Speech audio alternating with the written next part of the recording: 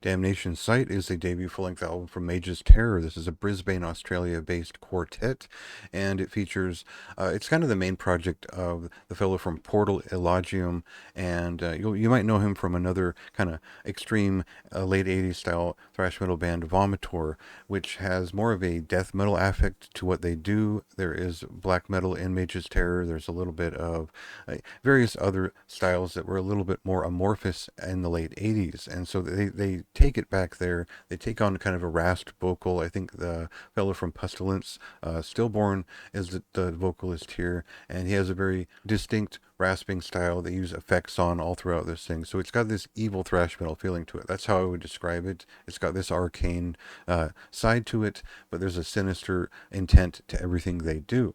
And you probably felt that on their demo back in 2023. Vulgar Overlord was a good preview for what this record was doing in terms of songwriting. That was a very raw demo, and this record is a much more polished, specific sounding record. Now, if you're a fan of Hex and the way that they changed in the late 80s. They took it from a priest-inspired heavy metal group to something closer to Sadus, and they focused on technical death metal or technical death thrash metal just for a couple of EPs before they kind of split up and did other things. And so if you're a fan of Morbid Reality, you kind of get what this record is doing. They don't go full death metal. They don't touch upon double bass drumming at all very much. But if you're a fan of Sabbat and the heavier grooves of Infernal Majesty, that's kind of the point here.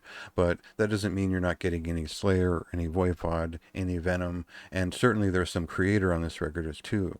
And the way that I saw this record, it's kind of like early Coroner without the shred. There's that feeling of malevolence, of attack, and also consciousness that thrash metal was getting heavier. And it's a hard thing to convey in a review without a very specific reference. So we kind of get there in the review, but the important thing is this is a great thrash metal record. Point blank, that's just what it is. It's a great guitar record. So we'll get an example of that in a clip here, and I'll kind of fumble through the description of the rest of it.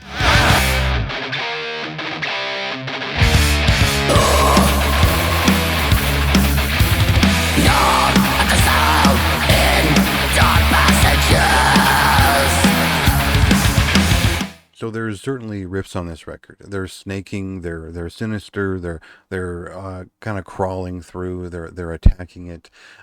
There's some of my favorite thrash metal records are a little bit more esoteric. Like I think I mentioned Psychological Torment from No Return in the review, and things like that, where there's a little bit of death metal creeping in from the late 80s, but there's still a sense of movement that is stirring beneath the surface that is really brought out by great lead guitar work, and that's kind of the best part of this record is that, yeah, the vocals are very distinct, and the riff after riff aspect of it is really exciting every time you listen to it. It's a fantastic record in that respect, but it's the leads that kind of make give it this whole record its personality. There's some wizardry to the way the leads trade off. There's these two different distinct styles that are playing off each other and leading back and forth between as they trade off here and there, and it really shapes both the melody of each song, or it frames the general attack of the rhythm in a way that's just so classic. There's no other band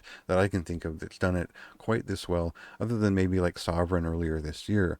And in the sense that this is not so much like a death metal thing in that respect. It's much more of an 80s death metal feeling that runs through a lot of this record.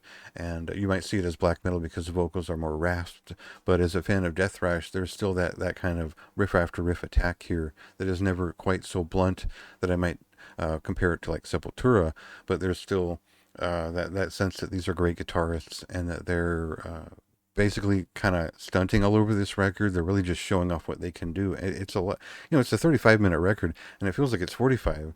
And all that I mean by that is that there's a lot of substance and a lot of density to all the ideas on this record, to the point where it hits like a great classic of the 80s, and that's hard to do. There's not a lot of bands capable of doing that with any real interest in the actual songwriting. A lot of bands get the sound and they get the feeling right.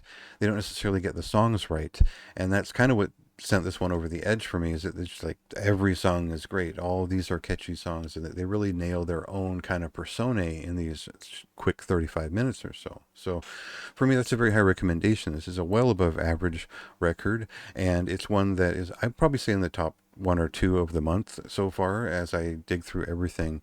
And it's just solid thrash metal record. It's got an extreme touch to it. It's got plenty of personality. I think the lyrics are great.